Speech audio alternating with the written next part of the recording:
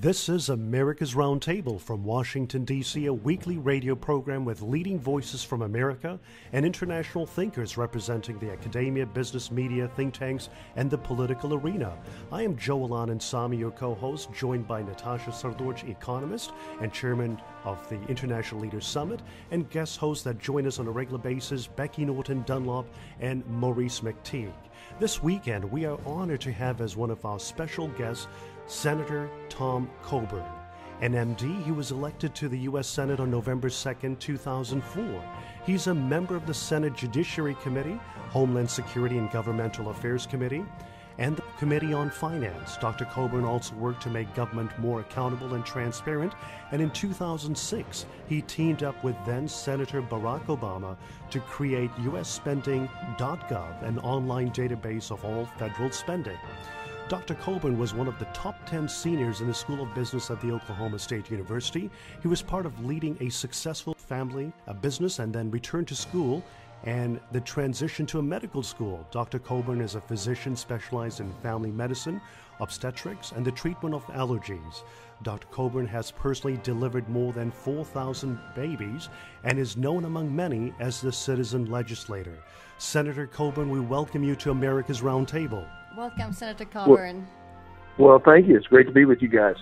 Well, Senator Coburn, you released an oversight report titled Wastebook 2012 that highlights more than $18 billion in examples of government waste.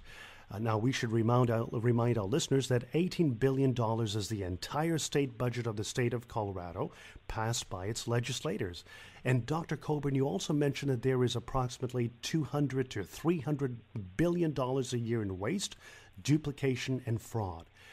Dr. Coburn, could you relay just a few of the examples for our listeners, and what are the principal solutions you have put forward in addressing government waste, duplication, and fraud associated with Washington, D.C.'s culture of taxing and spending? You know, I think the problem is our government's outgrown any capability to be reasonable or cogent in its response for things.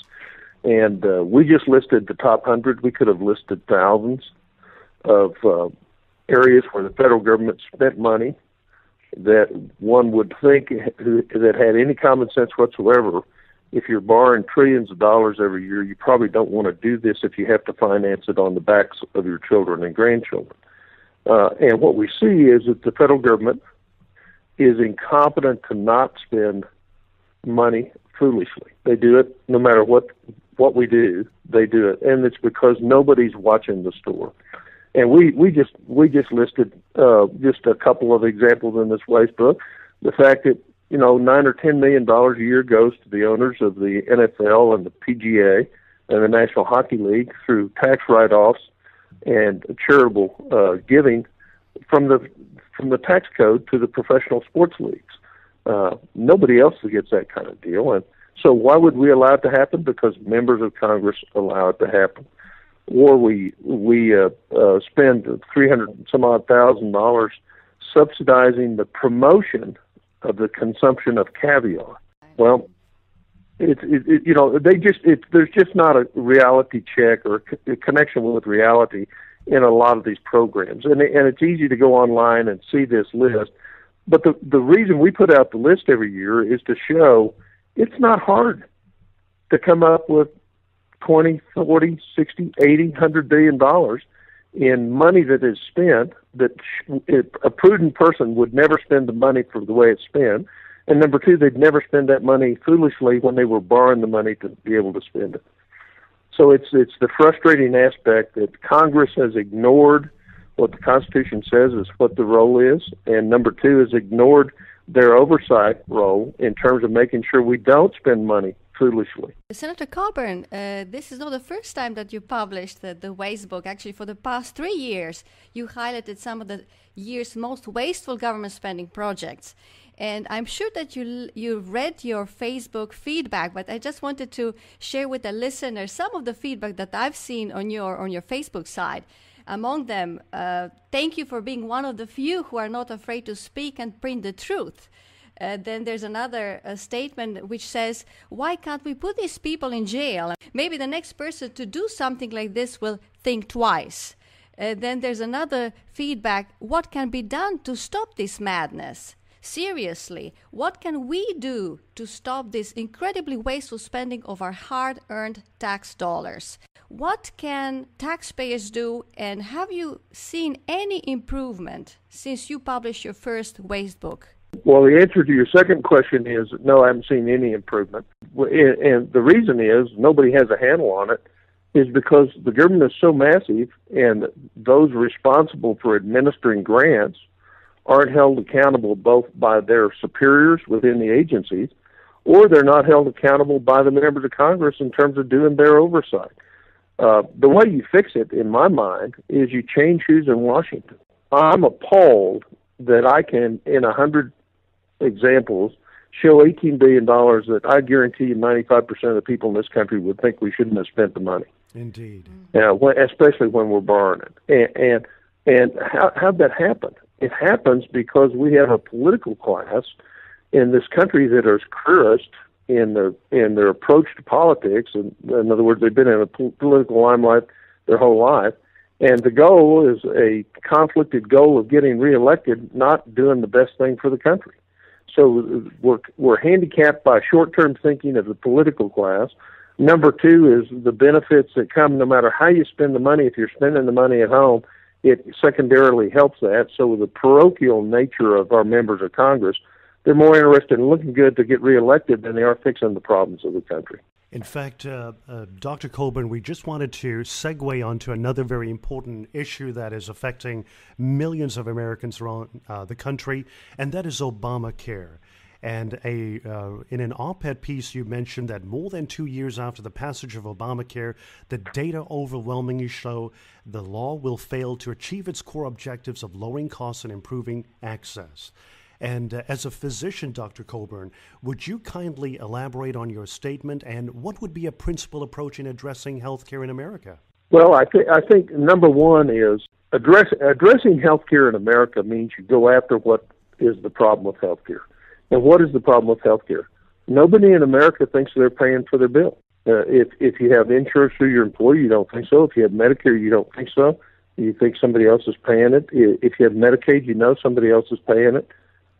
It's only those people who have no coverage that actually feel the impact of paying for their medical bills. And when nobody thinks they're paying the bill, nobody's careful with how much money we spend. So the only way we're going to really impact the cost of healthcare, and the biggest problem with healthcare is not quality. There is some problem with quality, is that it costs too much. Indeed. And the reason it costs too much is because nobody thinks they're spending their own money. And so reconnecting a market force with transparent outcomes, transparent pricing, and reconnecting me to be responsible for my health care is the only way we're going to control it. Now, to talk about the Affordable Care Act and what President rammed through the Congress is exactly opposite of what you want to do. They're going to control costs by rationing. They're going to control costs by saying, here's what we'll pay whether you can afford to do it or not. They're going to control costs by setting up 3 different panels that will determine your capability of getting health care. And those panels have power over private health care, not just public health care, which most people don't know.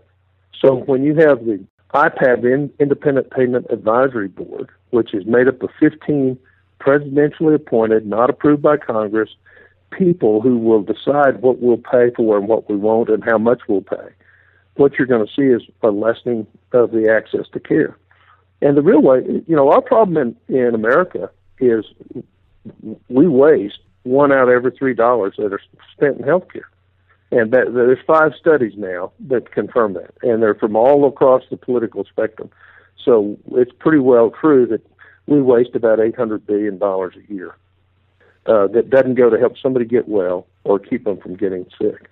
And the way you fix that is to let market forces ration based on price of what care we should get.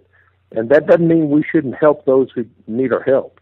But an interesting statistic, you all may not have seen this, but if you're a senior on Medicare and you have a supplemental health care policy, and we compare you to those seniors on Medicare that don't have a supplemental health care policy, what we know is the outcomes are exactly the same, except the person on the supplemental policy consumes 23% more Medicare dollars. Mm-hmm.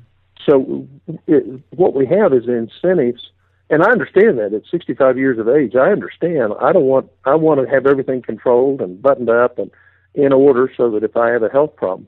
But what we've done is create systems that cause overutilization. Senator Coburn, in May 2009, you introduced your own healthcare reform solution, the Patient's Choice Act, which would accomplish the goals that you put up front to enjoy health coverage, lower cost, increase patient choice, improve access and quality, and protect the patient-physician relationship. Has anything been done and discussed in this area to move with your Patient's Choice Act? Well, you're seeing a lot of it. That's what you see in terms of the ways to fix Medicare with a premium support system, components of that. What we did is we made sure everybody in the country had access to care, and we did it through the tax code and real market forces. Sadly to say, that bill didn't even get considered during the healthcare debate. They wouldn't let us offer it as an amendment. But it reconnects the individual with the purchasing of their health care and allows market forces to work and takes away the stigma of somebody who might be unfortunate enough to have Medicaid, but it doesn't. Nobody'd ever know they had Medicaid because they'd have an insurance card like everybody else. So access would be guaranteed. What we have is a promise of access in Obamacare, which is never going to happen, because as they squeeze down the reimbursement, the doctor is not going to be able to take care of the patient. And so what we've done is we've put the government in between doctors and their patients in more than one way, both in terms of quality, in terms of price, and in terms of access. In fact, for most of our listeners, we are just joined by Senator Tom Coburn. And for many of our listeners, many may not even realize that you had an extensive business career. And something that individuals understand, those that are small business entrepreneurs or involved in various corporations across the country, what it takes to grow a business. And under your leadership, the Virginia division of Coburn Optical grew from 13 employees to more than 350, and you actually captured 35% of the U.S. market. On the notion of tax reform in America, it appears that we are delaying the inevitable. There's a lot of talk about it, has been for the last decade and a half, and we realize that today nearly 300 million citizens in post-communist Eastern Europe have embraced tax reform and live in flat tax nations with tax rates as low as 9%. And as we've mentioned on America's Roundtable with Dr. Elvin Rabushka from Hoover Institution, that even China benefits from Hong Kong's flat tax of 16%, and India is benefiting from Mauritius' flat tax rate of 15%. We, in our country here in the States, in the United States, we have a high corporate tax rate of 35%. What are your thoughts on the way forward, Dr. Coburn, and what can we do as a nation to advance tax reform? There's a couple of things that are important associated with our taxing system that a lot of people don't talk about. We spend over $300 billion a year in non-productive ways of paying people to help us pay our taxes. The economic multiplier on that's about 1.2. If you spent that same $300 billion in the economy, you'd get an economic multiplier of about 1.5. So we're wasting money because we have this complicated tax code that everybody has to pay somebody to be able to fill it out, and then we don't know if we actually did it right. So that's number one. So we're misdirecting money. Number two is the tax code is so onerous that even if you think you got it right, you may not have gotten it right. And you can get a different answer from each IRS office in terms of whether or not you actually filled out your forms right.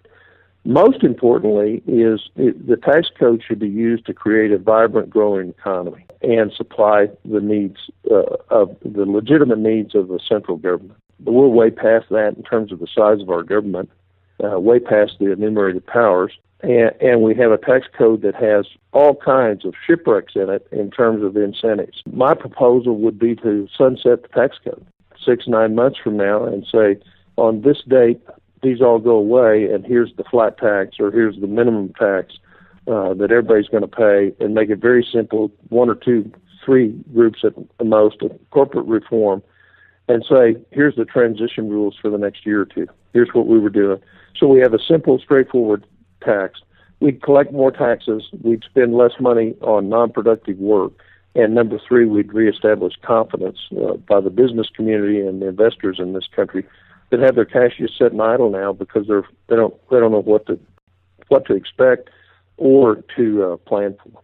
When you mentioned flat tax, it has been really successful in all the countries that have implemented it with a revenue-neutral system just in 1 year after the adoption. And many of the countries that adopted the flat tax also were able to transition into the balanced budget. And also the countries that reduced the taxes, broadened the base, such as Canada, was able to balance the budget. And I also read your tax proposal where you put a plan that would balance the budget in a number of years by cutting some expenditures, also broadening the base. So it is possible. I also saw that you're committed to the elimination of the death tax, something that we raised through America's Roundtable, and we have addressed the elimination of the estate tax also with Honourable Maurice McTeague, a former New Zealand's cabinet member, who described how New Zealand abolished it. Looking at elimination of the death tax and real reform of the tax system in the U.S., what do you see as the major barriers to it, or how do we go to accomplish it? The major barrier to it is the tax code and the Congressional Budget Office, the rules on the budget 1974 Budget Act, which directs us that we have to recognize gains and losses in terms of tax revenue gained or tax revenue lost, rather than what we should say is what's the best thing we could do for taxes for our country and write it regardless of what the cost is, which would mean eliminating the estate tax, going to a flat tax and broadened base with minimal deductions. We wouldn't care what the CBO score is. What we care is that we've created an incentive in the economy to get capital invested and the economy growing again. I believe the simpler the tax, the fairer it'll be. The more complicated you make it, you advantage those that are well off or well heeled or well connected in Washington. And that's why we got the tax code we've got today. Thank you very much, Senator Coburn, for joining us on America's Roundtable. We truly appreciate your principled work in Congress and commend you for the efforts that you have accomplished during your time in Congress, Dr. Coburn. Thank you, Senator Coburn. Well, I appreciate being able to be with you guys. God bless you. This is America's Roundtable. Visit us at americasrt.com. Follow us on Twitter at americasrt. You can find us on YouTube and Facebook. Like and share.